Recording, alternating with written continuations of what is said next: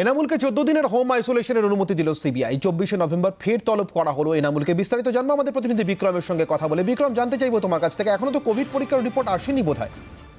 এখনো কোভিড পরীক্ষার রিপোর্ট আসেনি দীর্ঘক্ষণ, অর্থাৎ আমরা যেটা জানি যে 2টোর সময় আজকে পরীক্ষা হয়েছে বেলেঘাটা আইডি হাসপাতালে। কারণ যেই টেস্ট রিপোর্ট নিয়ে এসেছিলেন এনামুল হক, সেই টেস্ট রিপোর্ট নিয়ে সন্দেহ প্রকাশ করে সিবিআই মনে করে সেটি ফেক এবং তারপর বেলেঘাটা আইডিতে তাকে নিয়ে আসা হয়, তাকে টেস্ট করা হয়, কিন্তু সেই টেস্ট রিপোর্ট এখনো পর্যন্ত আসেনি।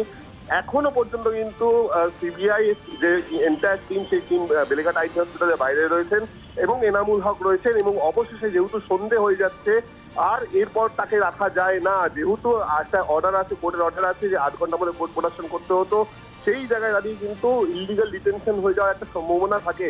সেই আইনি কারণেই কিন্তু যেটা আমরা জানতে পারছি, সিবিআই তাকে অনুমতি দিয়েছে যে তিনি 14 দিনের জন্য আপাততভাবে হোম আইসোলেশন তাকে থাকতে হবে এবং তিনি বাড়ি থেকে কোনো রকম ভাবে বেরোতে পারবেন না। এবং তার সঙ্গে সঙ্গে তাকে স্পষ্ট বলে দেওয়া হয়েছে যে 14 দিন পর 24শে নভেম্বর তাকে হাজির হতে হবে সিবিআই দপ্তরে। এবং সেখানে যেহেতু আমরা জানি যে সিবিআই প্রথমেই একেবারে স্পষ্টত ক্লিয়ার করে দিয়েছে যে তারা তাকে কাস্টাডিতে চায়, তাকে জিজ্ঞাসাবাদ করতে চায় কাস্টাডি থেকে, অর্থাৎ তাকে গ্রেফতার করতে চায়। তাকে 24 তারিখ সিবিআই দপ্তরে হাজির হতে বলা হয়েছে এবং বলা হয়েছে যে এই 14 দিন তিনি যেন বাড়ি থেকে না বেরোন এবং তার জন্য কিন্তু সিবিআই এর তরফ থেকে নজরদারি চলবে, এমনটা কিন্তু সিবিআই এর তরফ থেকে আমরা জানতে পারছি। ধন্যবাদ বিক্রম, কথা বলছিলাম আমাদের প্রতিনিধি বিক্রম দাসের সঙ্গে।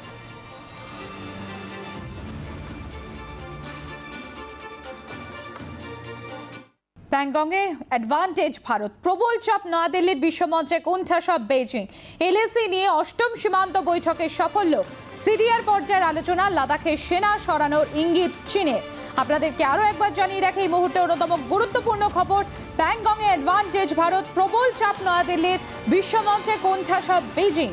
এলএসি নিয়ে অষ্টম সীমান্ত বৈঠকে সাফল্য, সিরিয়ার পর্যায়ের আলোচনা, লাদাখে সেনা সরানোর ইঙ্গিত চীনে।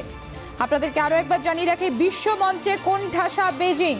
লাইন অফ অ্যাকচুয়াল কন্ট্রোল নিয়ে অষ্টম সীমান্ত বৈঠকে সাফল্য ভারতের, সিরিয়ার পর্যায়ের আলোচনা, লাদাখে সেনা সরানোর ইঙ্গিত চীনে।